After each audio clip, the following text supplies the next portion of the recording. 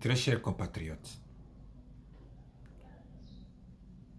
la mort d'une nation, la mort d'une civilisation commence toujours par le rejet de l'éternel Dieu Tout-Puissant.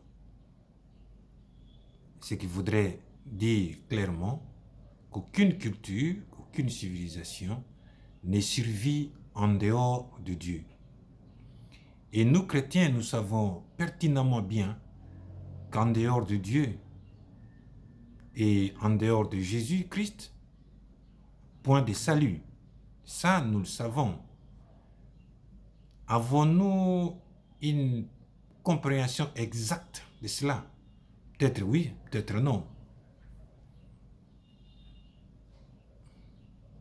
Lorsque nous avons senti le poids de la colonisation en 1960, nous avons finalement obtenu la gestion de notre pays par nous-mêmes. Et nos aînés qui étaient là l'ont obtenu et nous devrions avoir la vraie libération dans la mise en place de la constitution que nous allions mettre par nous-mêmes et non la loi fondamentale. 4 ans après, nos aînés se sont rencontrés à Lulabou, la ville aujourd'hui connue sous le nom de Kananga. Et là, ils ont décidé d'un système qui devait régir le pays. Ce système, c'est ce qu'il y a jusqu'à aujourd'hui. Bien qu'il y ait eu beaucoup de mésaventures, finalement, on a reconduit le même système. Dans ce système, il y a beaucoup de choses à dire qui sont à la base de ce que nous connaissons aujourd'hui. La pauvreté, la dépendance, et ainsi de suite. Mais ce qui est vrai, le vrai problème que nous avons aujourd'hui, qu'il faut d'abord le dire, c'est que nous avons rejeté Dieu par l'article 1er de la Constitution où nous disions clairement que nous sommes dans un État laïque. Le fond de ce terme laïque, politique, voudrait tout simplement dire que la gestion du pays, politiquement, Dieu ne concerne pas Dieu. Et vous suivrez dans les différents discours quand un homme de Dieu ou toute autre personne qui évoquerait les principes de Dieu dans la gestion du pays, on lui dira que nous sommes dans un État laïque. Effectivement, nous avons rejeté Dieu et nous vivons ça aujourd'hui.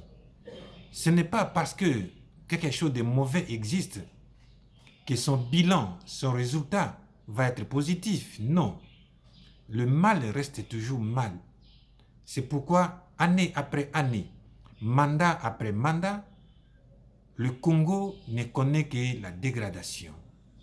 Le bilan est toujours négatif. Même aujourd'hui, à la fin du mandat d'aujourd'hui, les bilans, nous les connaissons tous, est toujours négatif. Que devons-nous faire?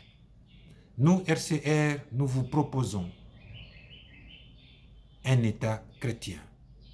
Un État qui accepte le règne de Dieu.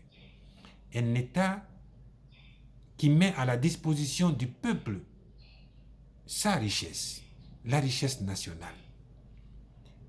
Ayant un gouvernement catalyseur des efforts du peuple.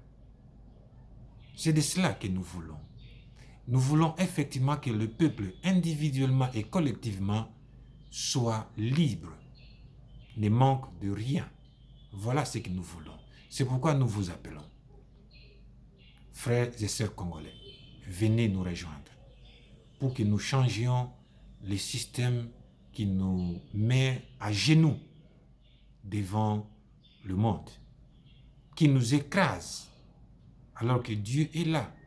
Nous l'avons prié et il est là. Ne refusons pas la main de Dieu. Que Dieu vous bénisse. Je vous remercie.